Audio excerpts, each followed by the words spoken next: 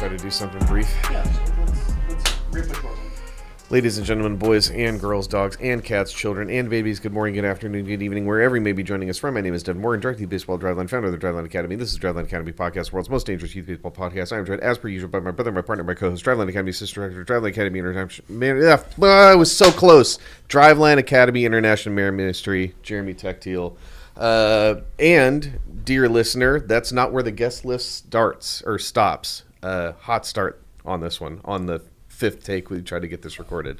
If you have ever heard us say that this podcast is available on an audio-visual platform such as Spotify and YouTube, and you thought to yourself, gee, I wonder what these guys look like. Well, surprise to you, because we have basically the whole crew here today, including Driveline Academy team coordinator Connor Reynolds. Howdy. Directional, so bring that thing up to your mouth. Driveline Academy skill coordinator Erik Kozak. What's up? And Driveline Academy HP coordinator Connor Stratton. Yo. So we, just so everybody understands, we have been fighting with the podcast studio for somewhere north of 45 minutes to get this recorded. You have been fighting with the podcast studio. We've been hanging. Everybody else is having a great time, and we're in here now. It's working. We have 4 mics for 5 people, so Jeremy and I are just going to share because why not? If you've ever listened to the podcast and be like, can someone take the mic away from that guy? You're welcome. We found the setup for you. So now, because we've been struggling with technical and audio difficulties for the last whatever, we've got 45 minutes to talk. And in those 45 minutes, I think there's 2 things that I want to cover. One, I want to talk about the ASH test. I want to talk about the ASH test because I want to talk a little bit more depth with people smarter than me that are much more connected to this thing about how we're going to use it to basically evaluate fatigue, fitness, and just general throwing health, because that's a thing that we can do. And I think the other thing that I want to talk about in depth is FieldLevel. Because for anybody that doesn't know, although Jeremy and I have talked about it a lot, FieldLevel is the portal that we're utilizing as an academy to help our kids connect with coaches and teams who want to play college baseball. Connor Reynolds has been in charge of like the tip of the spear leading that mission. I think we've got a lot of positive stuff going. So in the 42 minutes that we have to talk before we have another meeting, let's start there. Do you want to start with FieldLevel? Yeah. Let's start with FieldLevel. Pull that thing up just a little bit and bring it higher. Yeah, got you. Go. FieldLevel is a phenomenal service that I've utilized for probably going on 3 or 4 years now. That I started. The biggest draw for me in starting it was the fact that it's free. I used different services when I was playing that they were quote unquote free, but it very much was not the case once you kind of got into it. And so for me, FieldLevel was the first one where it was like, it's not a pay us money and now we're going to show you more. It was more of a, if you want the information of what schools are looking at you, you can have that. You have to, pay this fee though, but it doesn't change what schools are looking at you, how many schools are looking at you, how you end up in search results. Nothing is affected by the pay for it. And so for me, that was my favorite thing about it. Like, I just, as myself as a coach, have to put effort and energy into it, and I can utilize this platform for free.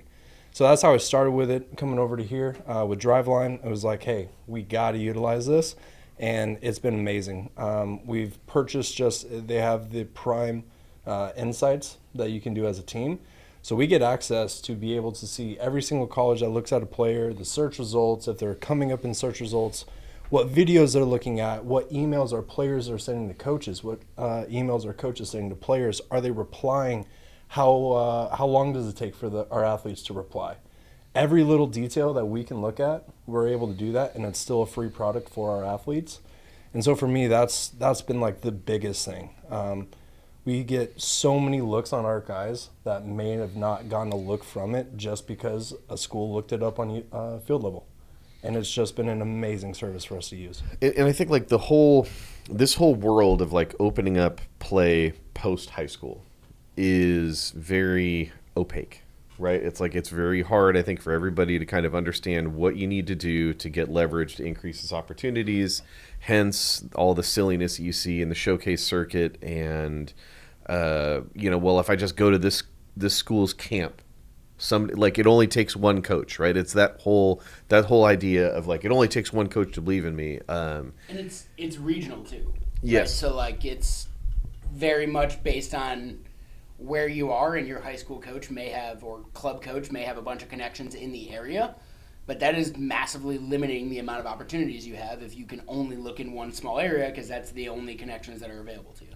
I was talking with a parent literally 2 weekends ago of a sophomore kid can ball, and I was like, hey, what does it look like for you? You know, in college, you starting to work on that stuff, and he was like, well, his coach is really connected with a bunch of guys, so like he's trying to go, hustle on him, and like it's exactly what you said. It's localized connections. There's not anything wrong with that, but there are a lot more college baseball programs than are existing in your little local area, specifically if you're up here in the Pacific Northwest. And even if you don't want to leave the Pacific Northwest, leverage is a good thing that you can have in use. Of, hey, this school in Poughkeepsie, to use your favorite cities that we throw out there, this school in Poughkeepsie is offering me money, and that is like a leverage that you can use to get some more money out of a local school or a regional school. So to that end, Mr. Reynolds, I know the number that has been thrown around about the amount of college scholarship that has been offered to our kids, but I would like you to debut it. Yeah, so we're not there at the moment yet, but we are within 10 grand of getting to $200,000 in baseball scholarships for our athletes. That's a lot of money. That's a lot of money. Specifically in a sport like baseball, when it's a little bit difficult to try to actually find scholarship opportunities in the first place because of the old 11.7. Oh, yes, sir. So I guess, I mean, to me, I think the thing about FieldLevel as a platform is it just seems very direct. Like some of the other ones that are college recruiting related, at worst feel like a pyramid scheme. You know what I'm talking about. I do, yeah. And at best, it's just kind of, there's no platform. So you do the showcase thing, you look for your ranking by some national service that you hope is going to change the leverage you have talking to college coaches. And like FieldLevel, it just seems like the whole thing is that much more direct, right? Like it's just like, I mean, I was talking to you about when I did, when I signed up Danny, and again, he's a 27, so nobody can talk to him yet. When I asked him where he wanted to play college baseball, he said, well, where I can play. I was like, all right, tell me more about how you don't follow college baseball very closely, which is fine. But it was just like, cool, let me think about some local colleges that would be a good fit. Let me find the Fighting Marty Smiths of the world, like college guys that I know who I have no idea if my son is going to be good enough to go play for CCF, but I know Marty and I know he runs a good program. I know he's done nothing but like send a bunch of guys to D1 and to the pros. So like you can start to literally like, if you have that insight into what colleges are doing and what coaches there are doing, then you can kind of have a fairly direct, like, that's where I want to go. Yeah. And if they have anybody that's in the mix there, they're going to see it. And like how you just said, for the athletes that are 27s that are going to be needing to start this process of understanding what do colleges look for, what do you look for in colleges? And a lot of the time for some of our athletes that just kind of started this process as a senior, they're still finding avenues and being offered scholarships and different things like that. And then we have our athletes that are 27s and 26s that they're not able to, but now they're starting the process of, like you just said, looking at Division 1s that are within a 3-hour driving of them, looking for Division 2s, NAIs, D3s, junior colleges, whatever it is.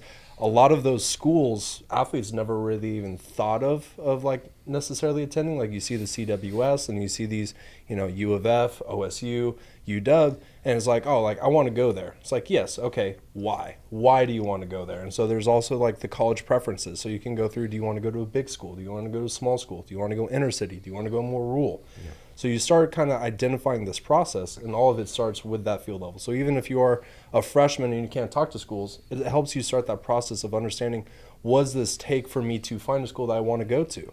And then when you are a junior, now you can start actually talking to schools, you can message schools, different things like that. So like for anybody in high school, it's a great service for wherever you're at in that timeline of recruiting. It can assist you and it can help you.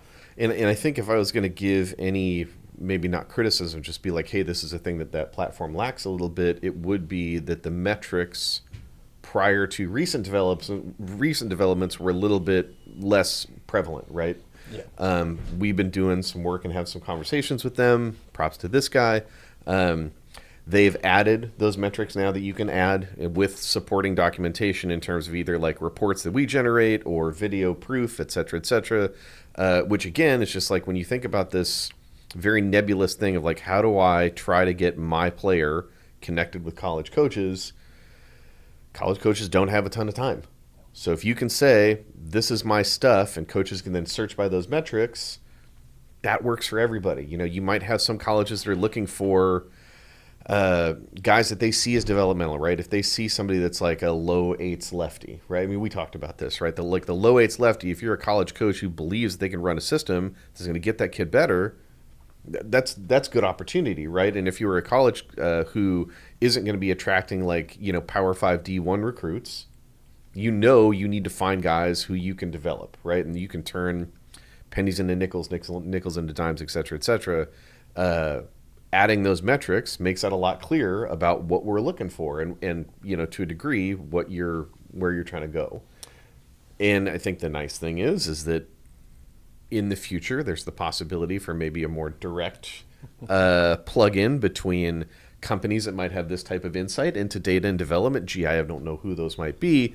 And platforms like this, which again, you're trying to make everybody's life easier, right? You're trying to make the player and the family's life easier because you're putting this stuff out clearly. You're clearly indicating these are schools that I'm interested in, and it's really clear for the coach, right? This is just the numbers. And if you have those numbers from places who have like an unrivaled commitment to accuracy in these type of things, it's good for coaches too. Go ahead. I was going to say, the one other thing I will say, because we're slightly glossing over it in this conversation, is at the end of the day, FieldLevel is just a platform.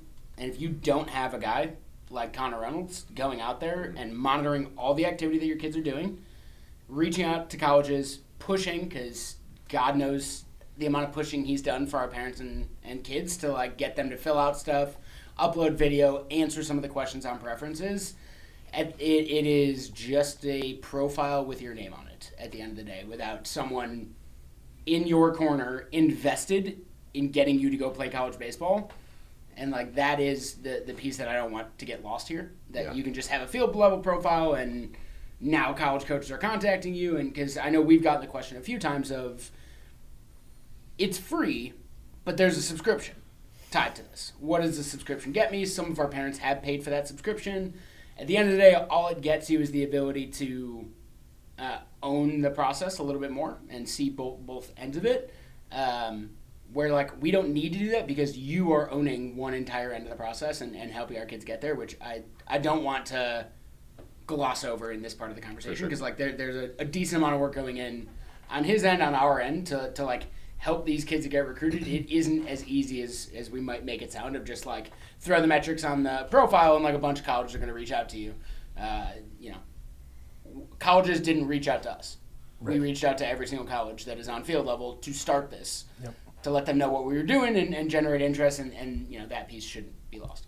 Yeah, 100%. I mean, it's taken a lot of work, a lot of grind. I mean, like, and I think about the message that you had with that coach the other day, who's like, "Hey, I need like a whole new staff." Right. You know, like that. That's the type of information that, again, with this transparent world that like FieldLevel offers, there is some like upfront signal, like they know what they're looking for, but the human connection is still incredibly valuable. Yep. Which is a good thing. So valuable. And to talk about the metrics that you just mentioned as well. Their evaluation process was not great, and they were aware of it. I was very much complaining in their customer service, the little AI chatbot, and enough times they actually were like, all right, hey, let's set up a meeting with some very high-level people. And some things got changed, some things got done, and now it opens up the door for us to be able to use Kozak and for us to be able to use Stratton stuff as well. Prior, it was catcher pop time, 60-yard dash, and then max velo of throwing. Those were the only three metrics that you could put in, and they couldn't even search via metrics. Now we have the ability to essentially go in and by not just us, but then also them polling a lot of college coaches that use their information. They're just asking, what do you guys care about? What do you guys look for?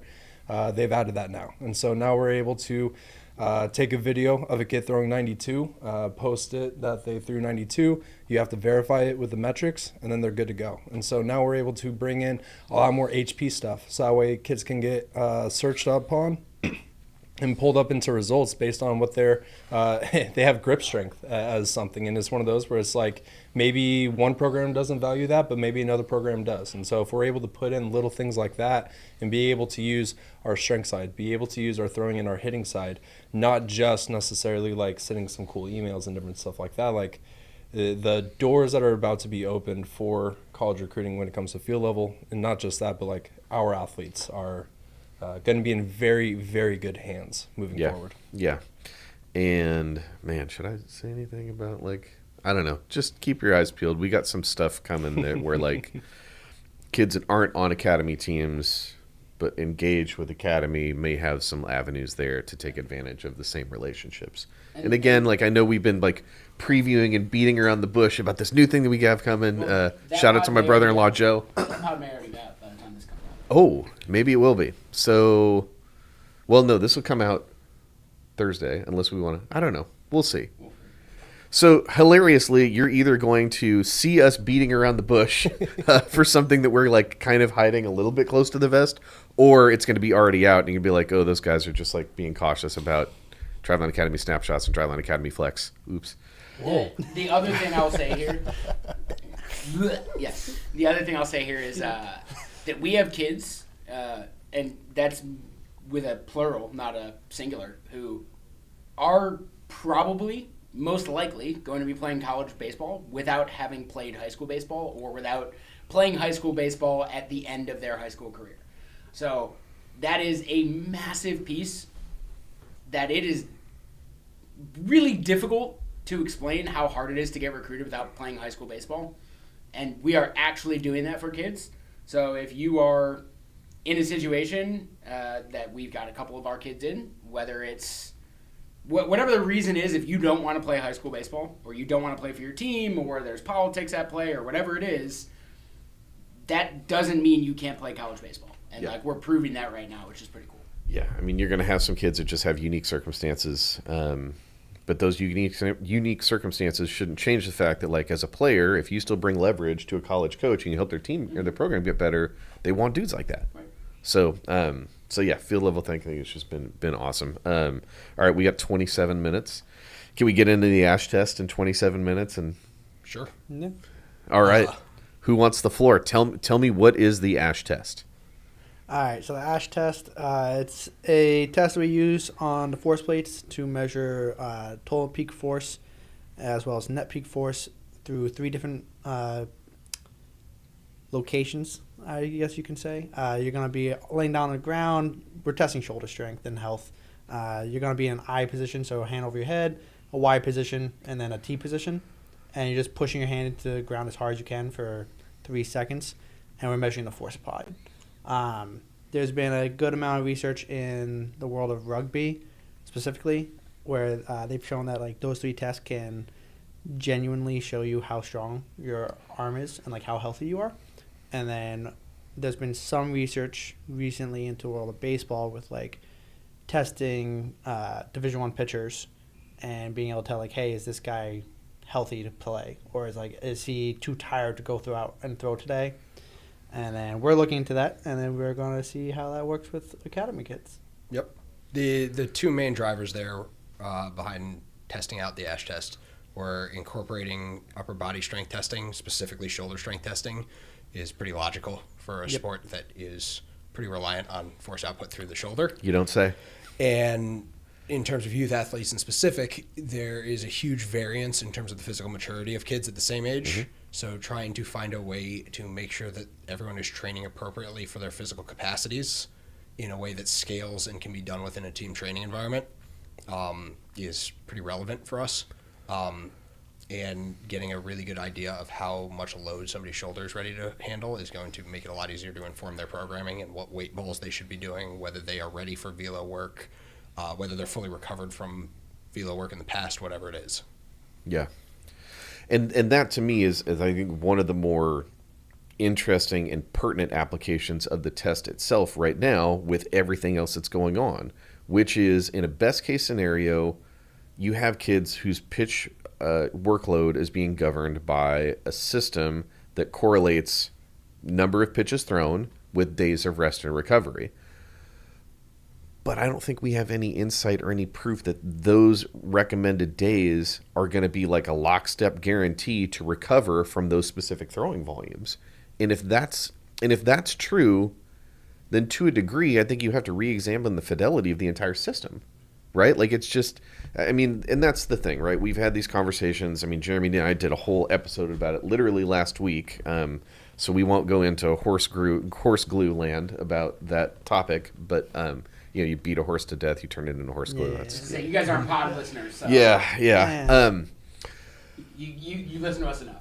But the thing that we've been grappling with in terms of like throwing injuries and what gets thrown out a lot is that like, well, these kids have had pitch smarts in some version or another, either through the trial or full application since like 2014, 2015. Well, like why are these kids still getting hurt? And obvious, I think for us and for people that are smart enough to listen to the world's most dangerous youth baseball podcast, they know that you have one version of the game that has governance in terms of like mandatory reporting and rule set with MLB Pitch Smart, Little League, Pony, Babe Ruth.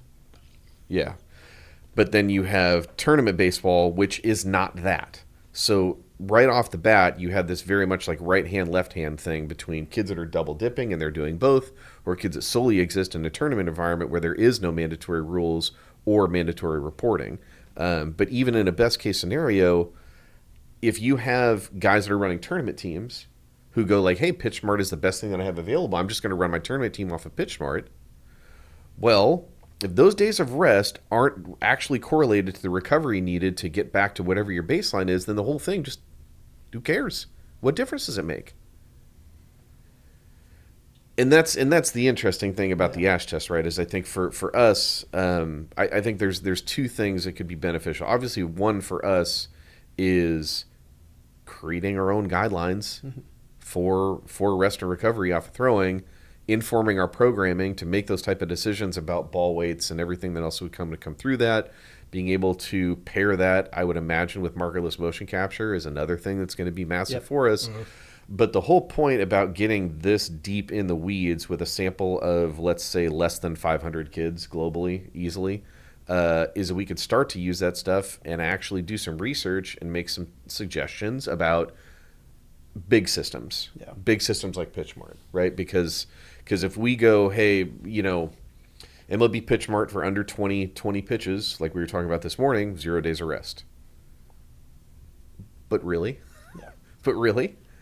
Right? I mean, and again, let's say you run it exactly like PitchSmart, you can do 20 and 20. And that's allowed. MLB PitchSmart is also going to tell you that you can't throw on 3 consecutive days, so that's 20 on Saturday, 20 on Sunday. But let's say you got a league game on Tuesday, right? Do we have any idea if that kid's ready to throw? Because relative to the rule would say yes. Yeah. The rule would say, yes, you stayed under the pitch count rule to mandate additional days of rest, and you didn't throw 3 days in a row. I mean, and that's I've seen that play out in like All-Stars, for sure. All-Stars, like All-Star pitching rules are crazy intense as it is. So things like this type of testing, I think, are going to give us the ability to do some good research here that affects a way broader pool of athletes. Yeah. It's also going to be really good because the Gen Pop training floor is going to do the same research into it, so we can see if there's a difference between adult athletes and youth athletes. And then between the two of them, we're going to have such a large amount of database that we'll be able to actually see like what's going on. Potentially see if there's any relationship. And if there is, right now from our stuff, it's looking pretty positive, but we can start seeing what's going on and happen with that.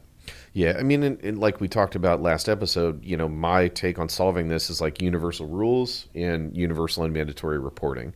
Yeah. But that has to start with an evaluation of the current rule set. And if the presumption is that they're like, largely I think we're just picking numbers out of the air. Like, oh, well, that feels like 5 days of rest for 85 pitches or 4 days or whatever. It's like that feels Yeah. right? But I mean, is it? Yeah, it feels like to make the rules, they were like, all right, let's throw out numbers. If a coach did this in a game and it was your kid, how'd you feel? Yeah. And like the first sign up is like, ooh, like I don't know that I'd be super comfortable with that. All right, well then that's the new rule. Like we're not gonna, there's no science behind it. Yeah. Yeah, and I mean, I had a conversation with some MLB folks last week, and I just said, I was like, look, if I had trillions of dollars to solve this problem, for sure, like, let's get pulse sensors for everybody, and let's install radar guns on every single youth field in the country, and let's just pay someone to monitor those velocities and monitor the data off of pulse.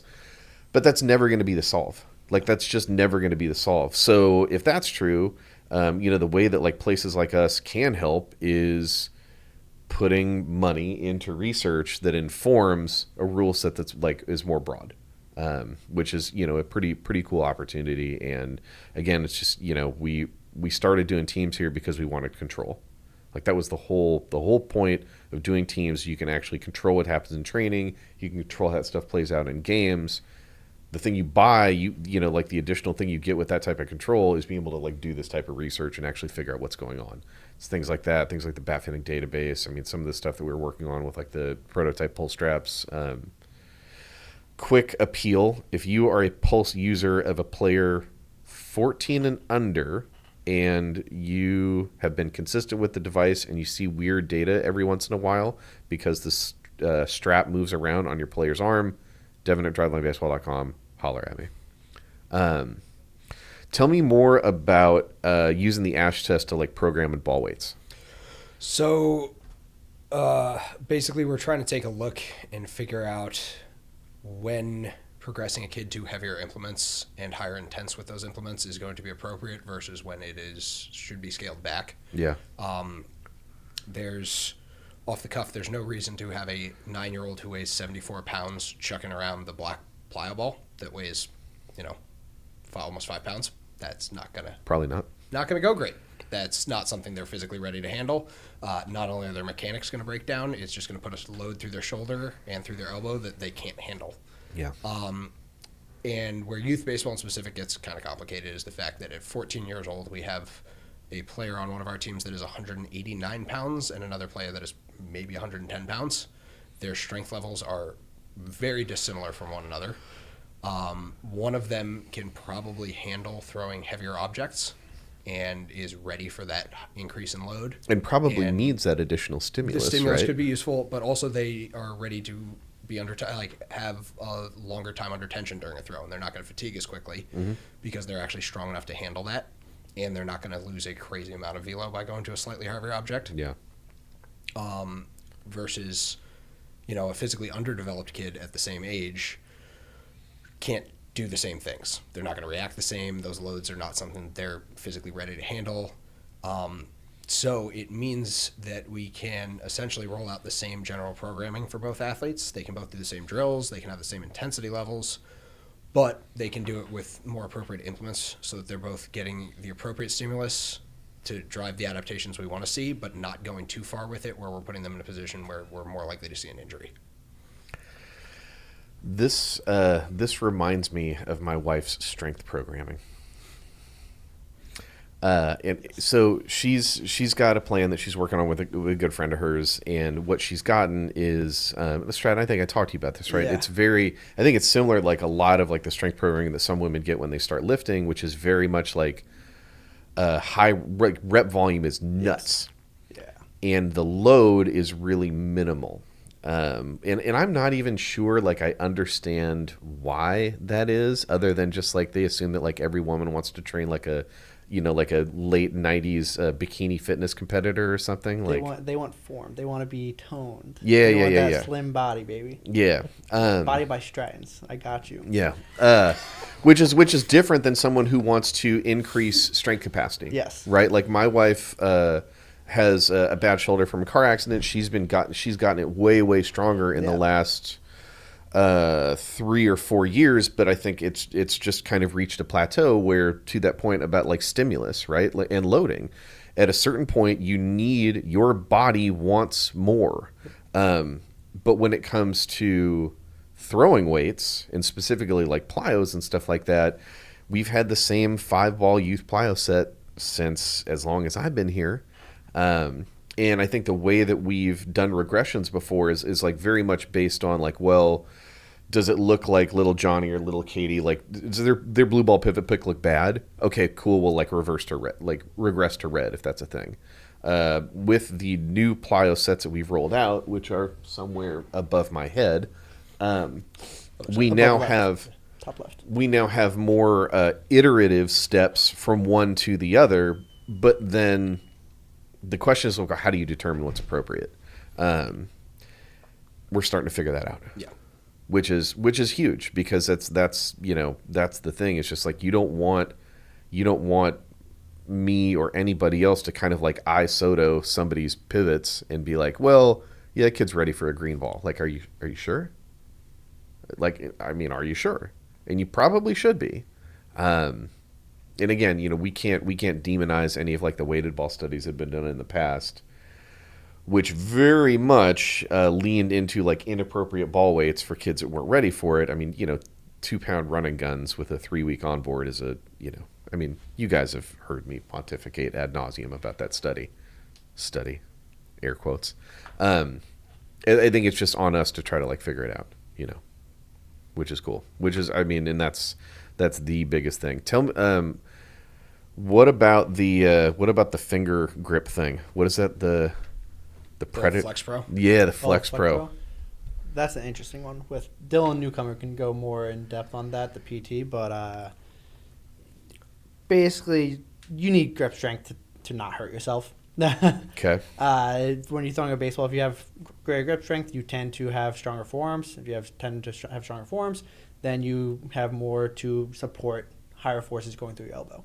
Right. I don't know for sure everything around it, but we've seen a lot of our UCL guys have been using it, and they've been going through that with our rehab, and they've been doing pretty good with it.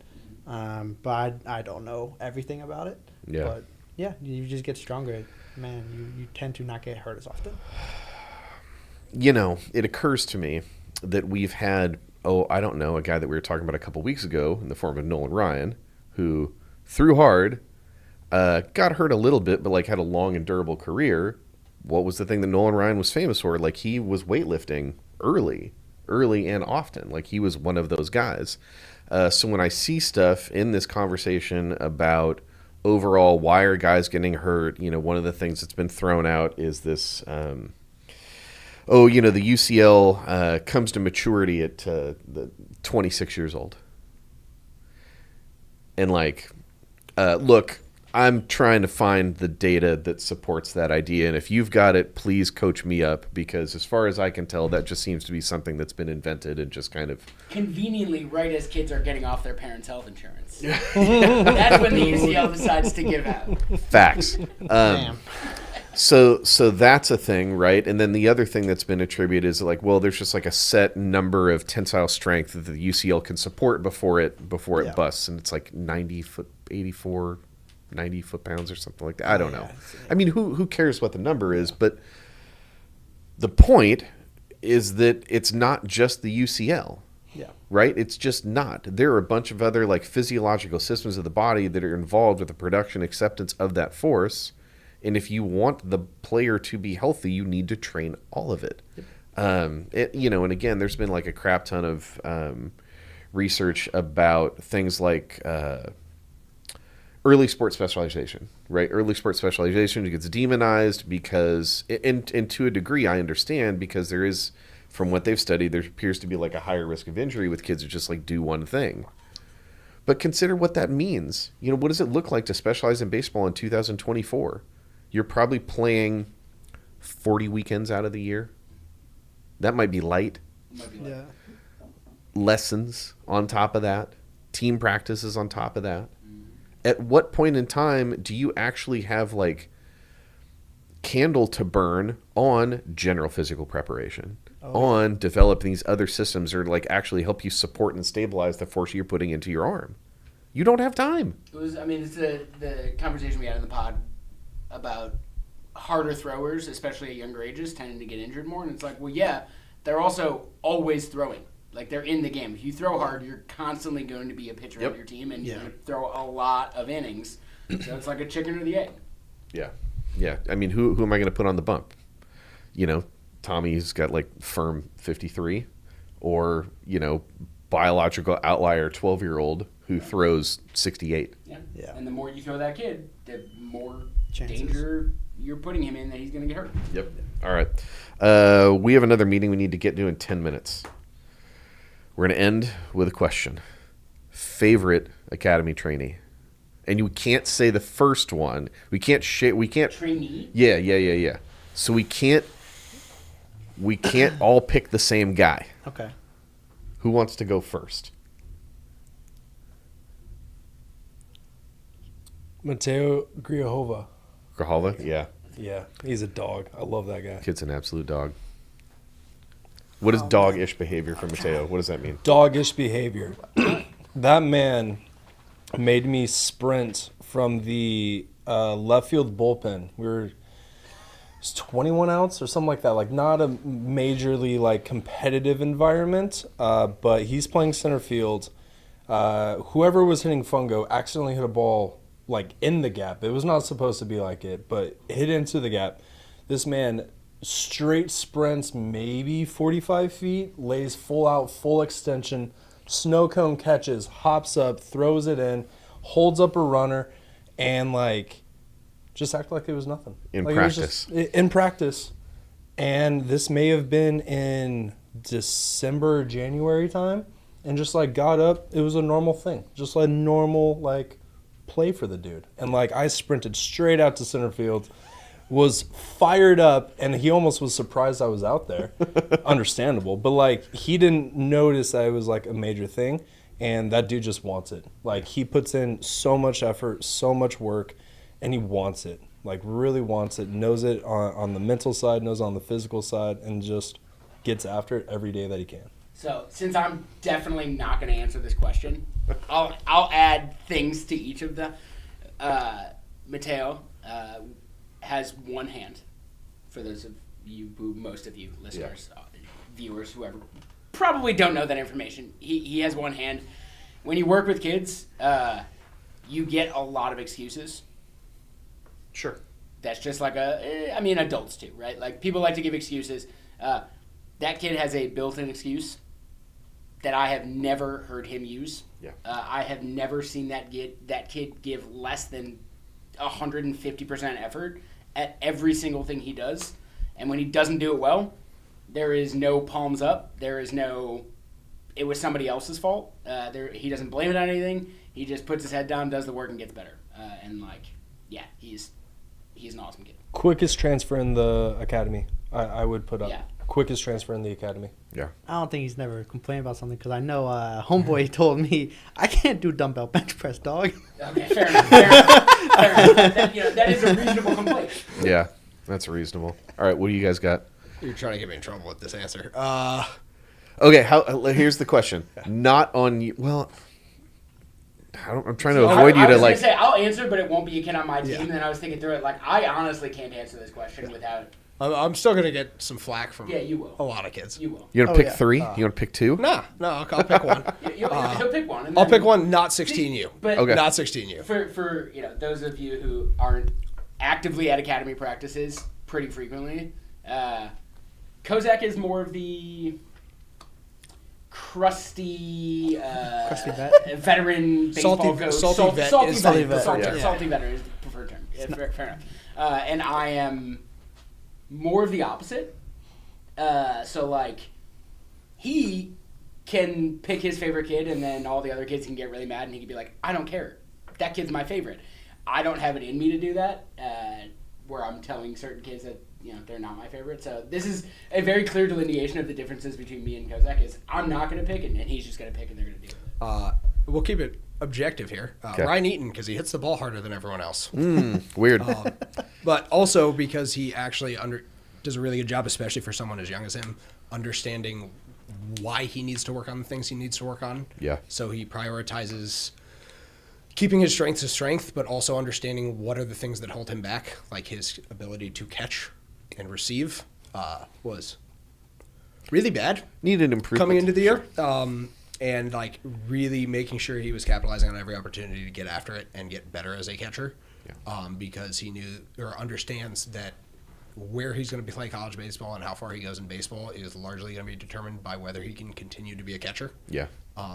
Even if he isn't the best defensive catcher, him being able to catch means that his bat can profile as high end. Which it should. If he has to move to first base, the offensive expectation of that position is way higher, and it means that hitting a ball 104.4 as his current peak is like still pretty good, but like it is no longer like extremely good the way that 104.4 as a 15 or 16-year-old behind the dish plays. Yeah, for sure.